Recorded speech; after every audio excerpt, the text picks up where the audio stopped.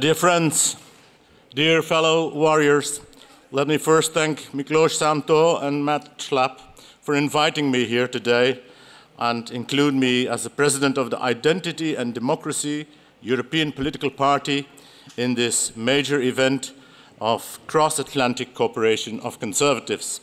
My national party president, Tom van Grieken, who was here last year and who will speak to you through a video message, and who is representing in every possible political survey since 2019 the largest political party of what I personally call the impossible kingdom of Belgium, sends you all his warm-hearted greetings.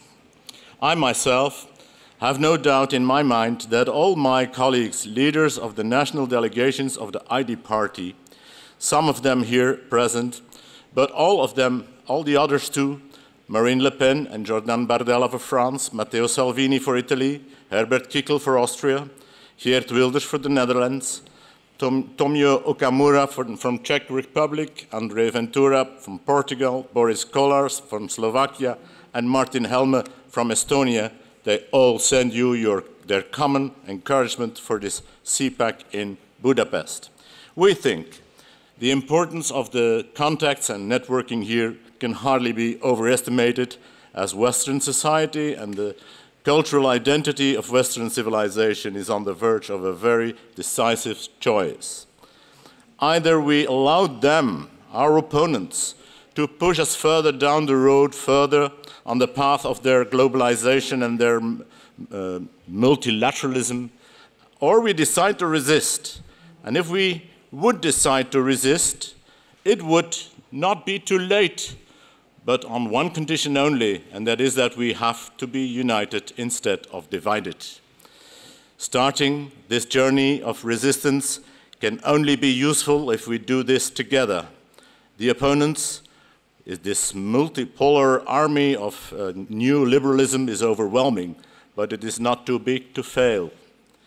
As Patrick J. Deneen brilliantly described in his book on why liberalism failed, classic liberalism became progressivism and derailed. It empowered the state to equalize the fruits of an increasingly prosperous society while intervening more and more in the realms of church, family, and even human sexuality. Old school tyrants could only dream of such extensive capacities for surveillance and control of movement, finances, and even deeds and thoughts, like in the European Union. The liberties that liberalism had to protect, individual rights of conscience, religion, association, speech, and self-governance, are extensively compromised by the expansion of government activity into every area of life, especially in the European Union. Nearly every promise that was made by the architects and the creators of liberalism has been shattered. Hence, we are on the verge of a new era. Using the title of Deneen's more recent book, we need a regime change. Liberalism failed, thus let us, dear friends, take over. And allow me now to stress here the importance of the year 2024 that is coming up. Many of you are familiar with the story from the Greek mythology. Europe, was the daughter of Agenor, and she was an extraordinary, breathtaking beauty. When the supreme god Zeus saw her, he instantly fell in love and asked Hermes to lead her to the beaches where he knew she liked to stroll with the cattle of her father. Zeus changed himself into a wonderful and very impressive white bull that behaved so charmingly that Europe, was seduced to come and sit on the bull, which swam then with her to a distant island. She realized only on the way, but she was still under his enchantment. Once on the island, the bull raped Europe in a terrible way. The rest of the story can be read as said in the Greek mythology. It ended badly with another long story, the story of the Minotaur. I tell you this story to point out that Greek mythology is in fact a metaphor for what happened to the beautiful dream of cooperation between member states on the European continent. This dream was brutally raped by a mainly bureaucratic elite. As many of you know, especially our Hungarian friends do know, cooperation on the European continent is, since the so-called Treaty of Maastricht, no longer a free alliance of free nations, but has chosen the direction of a new empire under construction. Hence, my call for your attention for our elections of the next year, the elections for a new European Parliament in June. The importance of our common goal of what will happen then on the European continent is key to the future of us all. Because what we need first and foremost to save for the free West in this third millennium is democracy, simply because democracy on the continent is on its deathbed.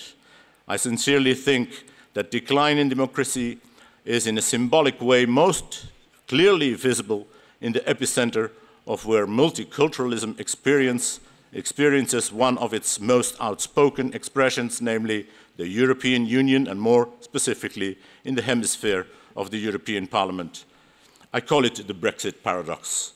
Those who thought, and I was one of them, that the centralizing strategy of the so-called European Union would slow down after the Brexit shock saw how instead the European Union, with severe fanatism, speeded up forwards towards the creation of a European empire. I will not go as far as the beloved Boris Johnson in his enthusiastic biography of his idol Winston Churchill. Johnson called, describing the plans of the Nazi Germany with Europe, the whole project, I quote, a sinister edition of the European Union, end of quote.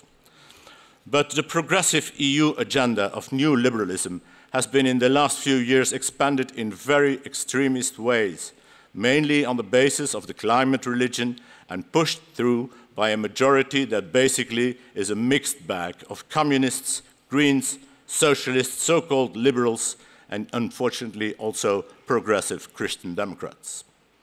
The next European Parliament will not only decide upon Hungary's future, but upon the future of the entire continent. Will this continent end in slavery and in a big brotherish brave new world, or will we in 2024 prevail? The answer is ours, my friends. Let us act together, stand united, and change the regime. Thank you.